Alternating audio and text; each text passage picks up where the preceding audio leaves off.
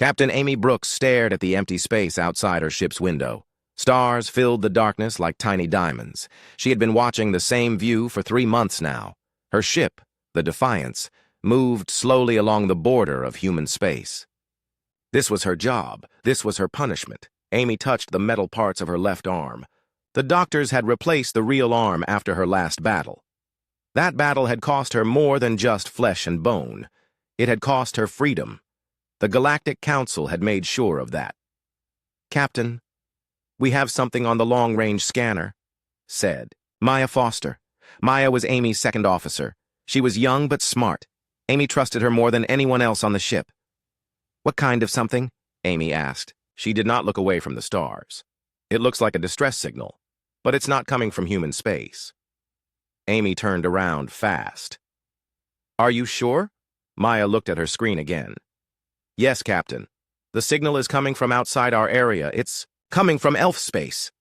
Amy felt her heart beat faster. Humans were not allowed to talk to other aliens. The Galactic Council had made that rule after humans had fought too many wars. They said humans were too dangerous. They said humans could not control themselves, so they had locked humans in their own part of space, like animals in a cage. "Put the signal on the main screen," Amy said. The screen came to life. A woman appeared. She had long, pointed ears and silver hair. Her eyes were blue like the ocean, but those eyes were full of fear. "My name is Zarathiel," the woman said. "I am a princess of the elf world Velandra. We need help. Please, anyone who gets this message, we need help." The image shook. Amy could hear explosions in the background. "The Korthax Empire has come to our world," Zarathiel continued. "They are killing everyone. Men, women, children. They say we are not good enough to live. Our magic cannot stop their machines. Our armies are broken." Tears ran down the elf princess's face. "The Galactic Council will not help us. They say it would cause problems. They say they cannot fight the Korthax. But we know the truth. We know about the humans. We know you are strong. We know you are brave. We know the Council fears you." The princess looked straight at the camera. It felt like she was looking right at Amy. "Please, humans of Earth, we are sorry for what the Council did to you. We are sorry they locked you away. But we need you now. We need the galaxy's strongest warriors. We need the Deathworlders." The message ended. The screen went black. Amy's crew was quiet. Everyone was looking at her. They were waiting for her to decide. "Captain," said Dr. Lisa Kane. Lisa was the ship's doctor. She was small and quiet, but she was the best doctor Amy had ever known. "What do we do?" Amy knew what she should do. She should ignore the message. She should follow orders. She should stay in human space where she belonged. That was what the Council wanted. That was what her own people had told her to do. But Amy remembered why she had become a soldier. It was not to follow bad orders. It was not to watch good people die. It was to protect those who could not protect themselves. "Maya, set course for elf space. Best speed." Maya's eyes went wide. "Captain, that will break about 50 different Council laws. They will put us in prison. They might even kill us." "Let them try," Amy said. She stood up from her chair. "Lisa, get the medical bay ready. We might have wounded people to help. Maya, send a message to the other ships in our patrol. Group, tell them what we are doing. Tell them they can come with us or go home. Their choice." "What about the Council?" Maya asked. Amy smiled. It was not a nice smile. "The Council can kiss my metal arm. We have people to save." The Defiance turned away from its patrol route. Its engines roared to life. Behind it, 2 other human ships followed. The rest turned back toward Earth. Amy did not care. 3 ships might not be much against an empire. But 3 human ships were better than no ships at all. And Amy had learned something important during her years as a soldier. It was not the size of the dog in the fight that mattered. It was the size of the fight in the dog. In her quarters, Dr. Lisa Kane packed her medical supplies. She had never treated an elf before, but hurt was hurt. Pain was pain. She would figure out the rest when she got there. Maya Foster checked the ship's weapons. They were old, but they worked. Human weapons were built to last. They were built to kill. The Korthax would learn that soon enough. In the engine room, the crew worked to make the ship go faster. They pushed the engines harder than they should. But they did not care. Speed mattered now. Every minute they waited was another minute the elves suffered. Amy sat in her captain's chair and watched the stars change. She thought about the elf princess's words. The council was afraid of humans. They called humans dangerous. They called humans violent. They were probably right. But sometimes the galaxy needed dangerous people. Sometimes it needed violence to stop worse violence. The elves were about to learn why the council kept humans locked away. The Korthax were about to learn why humans were called Deathworlders. Amy touched her metal arm again. She remembered the battle that had taken her real arm. She remembered the aliens who had hurt her people. She had made them pay for that. Now she would make the Korthax pay too. The Defiance jumped to faster-than-light speed. Behind it, space, twisted and bent. Ahead of it lay elf space. Ahead of it lay war. Amy Brooks smiled again. This time, it was the smile of a hunter who had found new prey. The elf world was burning. Amy Brooks watched through her ship's window as they came out of faster-than-light travel. Velandra had once been beautiful. She could see that even now. Green forests covered most of the planet. Tall, white cities rose up like flowers between the trees. But smoke was rising from those cities. Orange fires burned in the forests.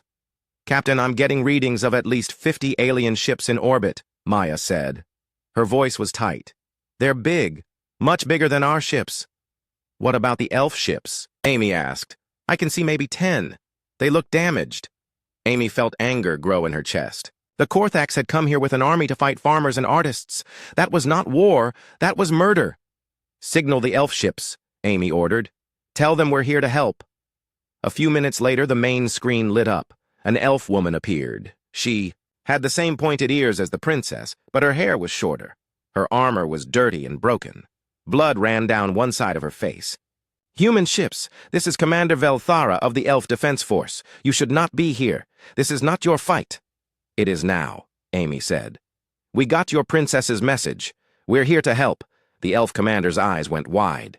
"You came? You really came? But the council said humans would never help us. They said you only cared about fighting." "The council says a lot of things," Amy replied. "Most of them are lies. Can you get us to your princess?" "Zarathiel is on the surface, in the capital city. But the Korthax have surrounded it. Their ships will attack you if you try to land." Amy looked at Maya. Maya smiled back. It was the same kind of smile Amy had learned to make. The smile of someone who enjoyed a good fight. "Let them try," Amy said. The 3 human ships dove toward the planet. Almost at once, 6 Korthax ships moved to stop them. The alien ships were huge and black. They looked like giant insects with wings made of metal. "All ships, attack pattern Alpha," Amy ordered into her radio. "Remember, we're not trying to win. We're trying to get to the ground." The human ships spread out. They were much smaller than the Korthax ships, but they were also much faster. Amy had learned long ago that in space battles, speed could beat size. The Korthax ships fired first. Red energy beams cut through space. One beam hit the human ship called the Revenge. Amy watched its shields light up blue as they absorbed the hit. "Revenge, are you okay?" Amy asked. "We're fine, Captain," came the reply. "Their weapons are strong, but our shields are stronger." The human ships fired back. Blue energy bolts shot from their weapons. They hit the Korthax ships and exploded in bright flashes. The alien ships' shields flickered but held. "Their shields are strong too," Maya said. "We need to get closer." Amy nodded. "All ships, close distance. Show these bugs what human weapons can really do." The 3 human ships flew straight at the Korthax fleet. It looked like they were trying to ram the bigger ships. The aliens seemed confused. They moved their ships to get out of the way. At the last second, the human ships changed direction. They flew under and around the Korthax ships. Now they were close enough to target weak spots. Amy's ship, the Defiance, flew up along the bottom of a Korthax ship. Maya fired their main gun over and over. Each shot hit the same spot on the alien ship's hull. After the 5th shot, the hull broke open. Air and debris flew out into space. "Got one!" Maya shouted, But there were still 5 Korthax ships left, and more were coming from other parts of the planet. "Captain, we can't fight them all," said Lisa Kane over the ship's radio. "We need to get to the ground now." Amy made a quick decision. "Defiance to planet surface. We're coming down. Cover us if you can." "But Captain," Maya said, "there's no landing pad. The city is under attack." "Then we'll make our own landing pad," Amy replied. The Defiance broke away from the space battle and dove toward the planet. Behind them, the other 2 human ships kept fighting to keep the Korthax busy. As they got closer to the surface, Amy could see the elf capital city. It was under siege. Korthax ground troops had surrounded it. Their machines were firing into the city walls. Elf soldiers were firing back with weapons that shot beams of light. "There," Amy said, pointing at an open area near the city. "Land there." Maya brought the ship down hard. They hit the ground and bounced twice before stopping. Around them, Korthax soldiers turned their weapons toward the human ship. "Lisa, Maya, with me," Amy ordered. "We're going to find that princess." They ran down the ship's ramp. Amy carried a human rifle.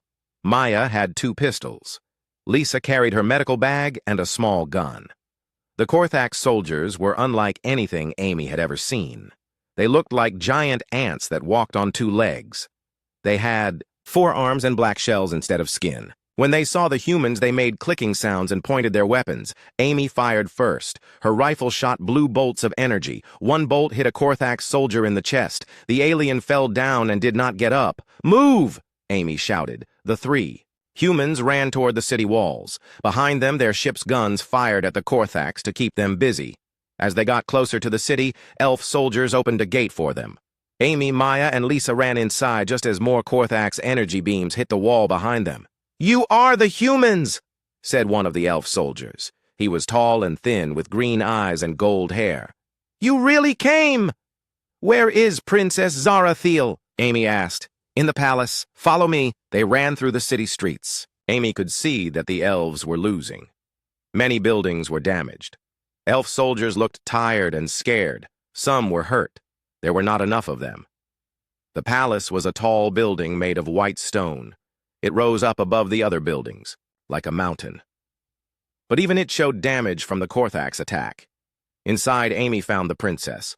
Zarathiel looked the same as she had in the message, but now Amy could see her in person. She was beautiful in the way that elves were beautiful. But her beauty was cold, like ice or starlight. "You came," the princess said. She sounded surprised. "I did not think you would really come." "We keep our promises," Amy said. "Tell me about the Korthax. How many are there? What are their weapons like?" "Too many," said another voice. Amy turned to see another elf woman. This one was shorter than the princess, with dark hair and green armor. "My name is Kethara. I am the princess's guard. The Korthax have 100 ships in space and thousands of soldiers on the ground." "What do they want?" Maya asked. "To kill us all," Zarathiel said. "They say organic life is weak. They say only their machine empire should exist. They have already destroyed 3 other worlds." Amy felt her anger grow hotter. She had seen many bad things in her life. She had fought many evil enemies, but she had never met anyone who wanted to kill entire planets just because they could. "Not anymore," Amy said. "Dr. Kane, set up a medical station here. Help their wounded. Maya, we need to study their defenses. See how we can make them stronger." "What are you going to do?" Kethara asked. Amy smiled her hunter's smile again. "I'm going to show the Korthax why the Council is afraid of humans. I'm going to teach them about war." The first lesson was about explosives. Amy Brooks knelt in the dirt with Kethara and 10 elf soldiers. In front of them were pieces of metal and wire. To the elves, it looked like junk. To Amy, it was a weapon. "You fight like this is a dance," Amy said to the elves. "You stand up straight. You aim carefully.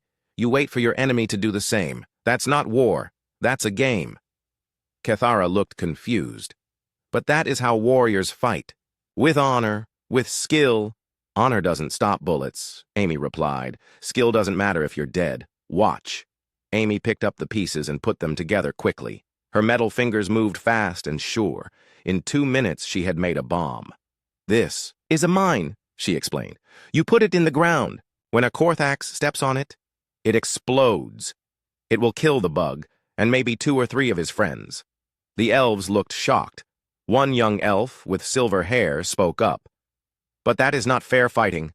The enemy does not know the mine is there." Amy stared at him. "Fair? The Korthax are trying to kill your entire race. They don't care about fair. They care about winning. So should you." Over the next week, Amy and Maya taught the elves new ways to fight. They showed them how to hide in buildings and shoot from windows. They taught them to attack supply lines instead of armies. They showed them how to make traps and bombs from simple things. Some elves did not like these lessons. They said human. Fighting was dirty and wrong, but other elves learned fast, too fast. They started to scare Amy a little. The elf called Lithamos was the worst. She was a war singer, which meant she could use magic to make her weapons stronger. After 3 days of human training, she could kill 5 Korthax soldiers in 10 seconds. "I like your way of fighting," Lithamos told Amy with a cold smile. "It is much more effective." Dr. Lisa Kane worked in the palace, helping wounded elf soldiers. She learned that elf bodies were similar to human bodies. Their blood was red like human blood. Their bones broke the same way. Their hearts beat the same rhythm. "It's strange," Lisa told Amy one evening. "They look so different from us. But inside, we're almost the same." Amy nodded. She had noticed the same thing. Elves and humans both felt pain. They both felt fear. They both felt anger when their friends were hurt. Maybe that was why they could work together. The real test came when the Korthax attacked the city's water plant. Without clean water, the elves would have to surrender. "In days. We have to take it back," Princess Zarathiel said at the war meeting. "But they have 50 soldiers guarding it. We only have 20 who are not wounded." "Then we don't attack with soldiers," Amy said. "We attack with bombs." Amy's plan was simple but dangerous. Maya and Cathara would sneak close to the water plant.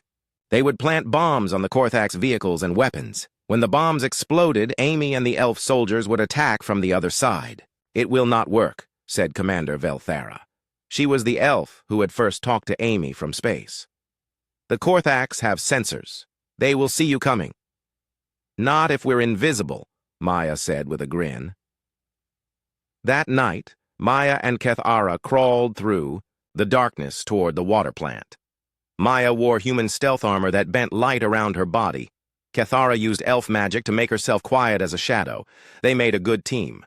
Maya knew where to place bombs to do the most damage. Cathara could use magic to make the bombs stick to metal and become invisible. "Ready?" Maya whispered into her radio. "Ready," Amy replied from the other side of the plant. Maya pressed a button on her control device. 6 explosions lit up the night. Korthax vehicles burst into flames. Their weapons fell apart. Alien soldiers ran around in confusion, clicking and buzzing in their insect language. "Now!" Amy shouted. Human and elf soldiers attacked from 3 directions. Amy's rifle cut down Korthax soldiers before they could react. Elf weapons shot beams of light that burned through alien armor. Lithamos sang a war song that made her sword glow with blue fire. Each time she swung it, another Korthax died. The battle lasted 15 minutes. When it was over, all 50 Korthax soldiers were dead. The elves had lost only 3 fighters. "Impossible," breathed Commander Velthara. "We have never won a battle like this before." "You've never fought like humans before," Amy said, but the victory had a cost. Amy watched Lithamos clean alien, blood off her sword. The young elf was smiling, but it was not a nice smile. It was the same kind of smile Amy had learned to make. That night, Princess Zarathiel found Amy standing on the palace balcony. The princess looked out at the burning Korthax vehicles in the distance. "My people are changing," Zarathiel said quietly. "Your way of fighting is making them harder, colder." "War changes everyone," Amy replied. "The question is, do you want to stay the same and die? Or change and live? Is that the only choice?" Amy was quiet for a long time. She thought about her own people. Humans had been fighting wars for thousands of years. It had made them strong, but it had also made them feared by everyone else in the galaxy. "Maybe not," Amy said finally. "Maybe there's a third choice. Maybe you can learn to be strong without losing who you are. How? Amy looked at the elf princess. In the starlight, Zarathiel's skin seemed to glow with soft silver light. She was still beautiful. But now Amy could see strength in her eyes, too. You remember why you're fighting? Amy said. You're not fighting to kill your enemies. You're fighting to save your people. That makes all the difference. The next morning brought bad news. Maya's sensors picked up new ships coming from space. Lots of ships. Captain, Maya said, her voice tight with worry. Long-range scanners show a Korthax battle fleet approaching. At least 200 ships. Amy felt ice in her stomach. 200 ships. That was not a raid or a punishment force. That was an invasion fleet meant to destroy entire worlds. How long until they get here? Amy asked. 12 hours. Amy looked around at the elves in the war room. They had learned to fight, but they were still only a few hundred soldiers against an empire. Even with human training, they could not win against that many enemies. But Amy Brooks had not come this far to give up now. She had made a promise to these people. She meant to keep it. Get me a long-range transmitter, Amy ordered. It's time to call for backup. Backup? Zarathiel asked. But you said only 3 human ships answered our call. Amy smiled. But this time, it was not her hunter's smile. This time, it was the smile of someone who had just thought of something very clever. I didn't call all of them, Amy said. I only called the ones who weren't afraid of breaking rules. Now I'm going to call the ones who hate bullies. The message Amy sent was simple. They're killing children. Those 3 words traveled across space to reach Earth. They found Admiral Jean Morris in her office, reading reports about trade routes and patrol schedules. Jean was a hard woman who had fought in more wars than she liked to remember. She had seen terrible things. But when she read Amy's message, her hands shook with anger. Jean stood up and walked to her window. Outside, she could see the human fleet anchored around Earth's moon. 50 ships, the strongest ships humanity had ever built. For months, they had sat there doing nothing while the Galactic Council gave them orders. Jean picked up her communication device. This is Admiral Morris to all ship captains. Report to the conference room in 1 hour. We have a mission. Meanwhile, the Galactic Council was also getting messages. Their spies had told them about the human ships at the elf world. Councillor Thexian was very angry. Humans cannot be allowed to interfere, Thexian said to the other council members. If they help the elves, other species will ask for human help too. We will lose control. What do you suggest? Asked another council member. Send a fleet to stop them. Arrest the human captains. Show the galaxy that no one can break our laws. Back on the elf world, Amy watched the sky through her binoculars. The Korthax fleet was getting closer. She could see their black ships like a cloud of insects against the stars. Captain, Maya said, I'm getting a transmission from the Korthax fleet. They want to talk. The main screen lit up. A Korthax appeared. This one was different from the soldiers Amy had fought. It was bigger, with golden lines on its black shell. Its eyes were red, like fire. I am Hive Queen Zekthara, the alien said. Its voice sounded like metal scraping against stone. You are the humans who have been helping the elves. You will surrender now, or we will destroy your ships. My name is Captain Brooks, Amy replied, and you can go to hell. The Hive Queen made a clicking sound that might have been laughter. Humans, so predictable. You think you are strong because you come from a death world, but you are only animals, savage beasts who know nothing but violence. You're right, Amy said. We are animals, the kind that bite back when you corner them. Your 3 ships cannot stop my fleet. Amy smiled. You're right again. 3 ships can't stop you. Good thing I didn't bring 3 ships. The Hive Queen looked confused. Then her red eyes went wide. On her sensors, new contacts were appearing. Human ships were coming out of faster-than-light travel all around the elf world. 50 ships. The entire human fleet. Admiral Jean Morris's voice came over the radio. This is Admiral Morris of the human fleet. Korthax vessels, you are ordered to leave this system immediately. You cannot be here, the Hive Queen screeched. The Council has forbidden humans to leave their space. The Council can take their orders and shove them, Jean replied. We're here now. Leave, or we'll make you leave. But the Hive Queen was not scared. Even 50 ships cannot stop 200. You will die here, humans. And then we will finish killing the elves. Maybe, Admiral Morris said. But we'll take a lot of you with us. The space battle began. Human ships were smaller than Korthax ships, but they were faster and their weapons were stronger. Human captains had learned to fight in the wars that made the Council afraid of them. They knew tricks the Korthax had never seen. Amy watched from the planet as explosions lit up the sky. Human ships flew in groups, protecting each other. When a Korthax ship fired at one human ship, 2 others would attack it from different directions. But there were still too many Korthax ships. Even with their skill, the humans were being slowly pushed back. "We need to do something," Princess Zarathiel said. "Our people are dying up there to save us." Amy had an idea. It was crazy and dangerous, but it might work. "Can your people use magic to help our ships?" Amy asked. "From this distance? Impossible. Magic does not work in space." "What if we got closer?" Amy's plan was simple. She would take a small ship and fly up to the space battle. Elf magic users would come with her. If they could get close enough to the Korthax ships, maybe their magic could help the human fleet. "It's suicide," Maya said. "The Korthax will shoot down any ship that tries to leave the planet." "Not if they're busy," Amy replied. Amy chose 10 elf magic users to come with her. Cathara was one of them. So was Lithimos. They climbed into a small elf ship that looked like it was made of silver and crystal. "Remember," Amy told Maya, "wait until we're halfway to the fleet. Then start the ground attack. Make them look down instead of up." Maya nodded. She would lead all the elf and human soldiers in an attack on the Korthax ground forces. It would not win the war, but it might give Amy's ship time to reach the space battle. The silver ship launched into the sky. Amy had never flown an elf ship before. It moved like a bird instead of a machine. The controls responded to her thoughts as much as her hands. Halfway to space, the ground attack began.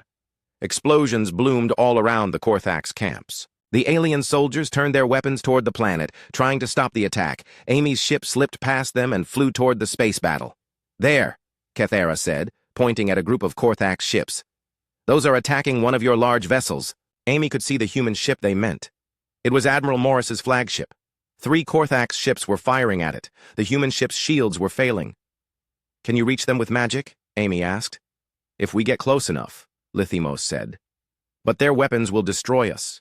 "Let me worry about that." Amy flew the elf ship straight at the Korthax vessels. It was a small ship, and the aliens did not notice it at first. When they did, it was too late. The elf magic users joined hands in a circle. They began to sing in their ancient language. Amy felt power building in the air around them. It made her skin tingle. Suddenly, the Korthax ship's weapons stopped working. Their shields flickered and died. Their engines began to smoke. "What did you do?" Amy asked. "We convinced their machines to stop working," Cathara said with a tired smile. "Metal remembers when it was part of a living mountain. We reminded it." Admiral Morris's ship fired its main guns. All 3 Korthax ships exploded.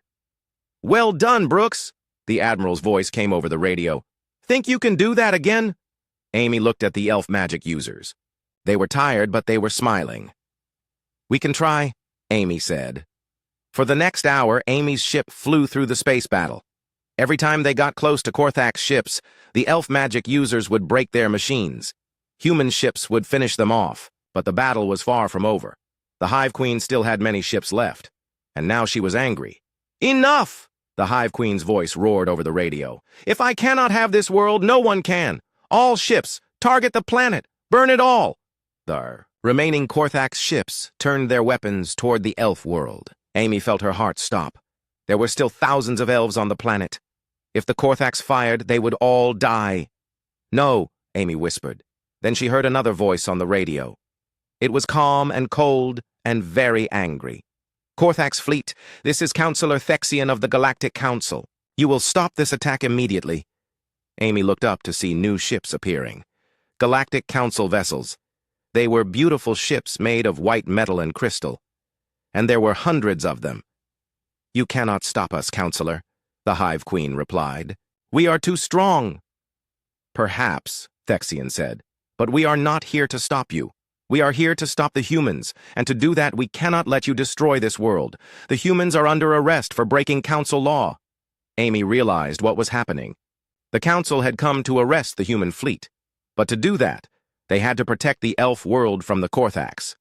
It was the strangest rescue Amy had ever seen. The battle in space became a three-way fight. Council ships attacked Korthax ships. Korthax ships attacked human ships. Human ships tried to protect the elves and fight both enemies at once. In the middle of it all, Amy's small ship flew between the giant vessels like a silver bird in a storm of fire. The three-way battle in space was chaos. Ships exploded like dying stars. Energy beams crossed the darkness in every direction. Amy's small ship flew between the giant vessels, trying not to get hit by accident. "Captain," Kathera said, "we cannot keep this up. The magic users are too tired, and there are too many enemy ships." Amy knew she was right. The human fleet was fighting bravely, but they were outnumbered. The council ships were strong, but they were trying to arrest humans instead of killing Korthax. The Korthax were still the strongest force in the battle. Then Amy had an idea. It was the craziest idea she had ever had. "Get me a communication line to Admiral Morris and Counselor Thexian," Amy ordered. "All three of us need to talk." A few minutes later, Amy was talking to both leaders at the same time. "This is insane," Admiral Morris said. "You want us to work together? The Council just tried to arrest us." "And you want us to trust humans?" Counselor Thexian added. "Your species cannot be controlled. You are too dangerous." "You're both idiots," Amy said. Both leaders looked shocked that she had called them names. "While you're fighting each other, the Korthax are killing innocent people. Is your pride worth more than their lives?" Amy looked out her window at the elf world below. She could see fires burning in the forests. Korthax ships were bombing the cities. "Look at what's happening down there," Amy continued. "The Korthax don't care about your laws or your politics. They just want to kill everyone. We can fight each other later. Right now, we need to work together." There was silence on the communication line. Then Admiral Morris spoke. "What do you suggest, Brooks?" "The Korthax Hive Queen is on the biggest ship," Amy said. "If we can kill her, the rest of her fleet will fall apart. Korthax don't think for themselves. They follow orders from their queen." "Her ship has the strongest shields in their fleet," Counselor Thexian said. "Our weapons cannot break through." "Ours can," Admiral Morris said, "but we would have to get very close. Her escort ships would destroy us before we could fire." Amy smiled. Not if they were distracted. Not if they had other targets to worry about. Amy's plan was dangerous, but simple. The Council ships would attack the Korthax fleet from one side. The human ships would attack from another side. In the confusion, Amy's small ship would fly straight at the Hive Queen's vessel. "You'll be killed," Admiral Morris said. "Maybe," Amy replied. "But if it works, we save this world. If it doesn't work, we all die anyway." "I cannot order my ships to work with humans," Counselor Thexian said. "The Council would never forgive me." "Then don't order them," Amy said. Ask them if they want to watch children die while politicians argue." There was another long silence. Then Thexian spoke in a quiet voice. "All Council ships, this is the Counselor. We are going to help the humans. Just this once. Anyone who has a problem with that can file a complaint later." The battle plan began. Council ships moved to one side of the Korthax fleet. Human ships moved to the other side. Amy's small ship hid behind a piece of space debris. "All ships, attack!" Admiral Morris ordered. The combined human and Council fleet hit the Korthax from two directions at once. The alien ships were caught by surprise. They had been expecting to fight one fleet, not two, working together. Korthax ships exploded all around the Hive Queen's vessel. Her escort ships moved to help. The rest of the fleet, for a moment, the Queen ship was alone. "Now!" Amy shouted. The silver elf ship shot out from its hiding place. Amy pushed the engines to their limits. The ship flew faster than it was designed to go. "Incoming ship!" The Hive Queen's voice screeched over the radio. "Destroy it!" Energy beams shot out from the Queen ship's weapons. Amy twisted the ship left and right, dodging the deadly light. One beam passed so close it melted part of the ship's wing. "We're not going to make it," Lithamos said. "Yes, we are," Amy replied through gritted teeth. But the elf magic user was right. The Queen ship's shields were too strong. Even if they reached it, their small ship's weapons could not break through. Then Cathara spoke up. "What if we don't break the shields? What if we go through them?" Amy looked at her. "What do you mean?" "Elf ships are not made of only metal," Cathara explained. "They are made of metal and magic. Magic can pass through their shields." "You mean ram them?" "Yes, but not to crash, to teleport. We can use magic to teleport our ship inside their shields. Then we can attack their ship directly." Amy felt a chill. It was a suicide mission. Even if they got inside the shields, they would be inside the enemy ship. They would never get out alive. "Do it," Amy said. The elf magic users joined hands again. They began to sing. This time their song was different. It was not the song of breaking machines. It was the song of moving through space itself. Amy felt the ship change around her. It became lighter, like it was made of starlight instead of metal.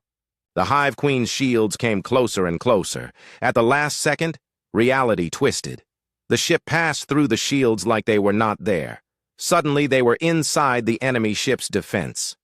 "Fire everything!" Amy shouted. The ship's weapons fired at point-blank range into the Hive Queen's hull. Explosions rocked the massive alien vessel. Alarms screamed in the Korthax language. "You dare!" the Hive Queen's voice roared. "You dare enter my ship!"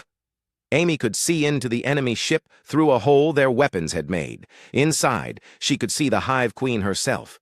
She was huge, twice the size of her soldiers. Her shell was black with gold lines. Her red eyes burned with hate. "I dare a lot of things," Amy replied. "Cathara, can you teleport us inside their ship?" "Are you insane?" Cathara asked. "Probably. Can you do it?" Cathara looked at the other magic users. They all nodded. "Hold on," she said. Reality twisted.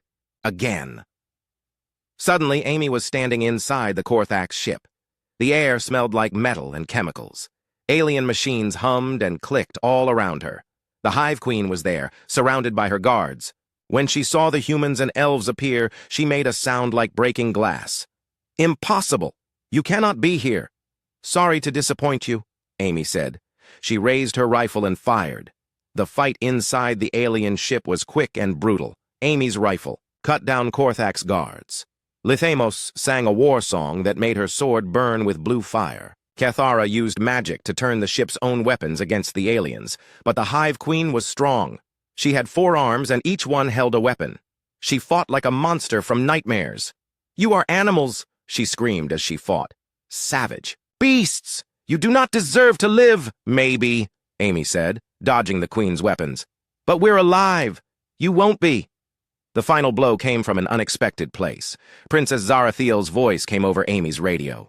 "Amy, can you hear me? I'm in a ship above you. I can use magic to help." "Do it!" Amy shouted.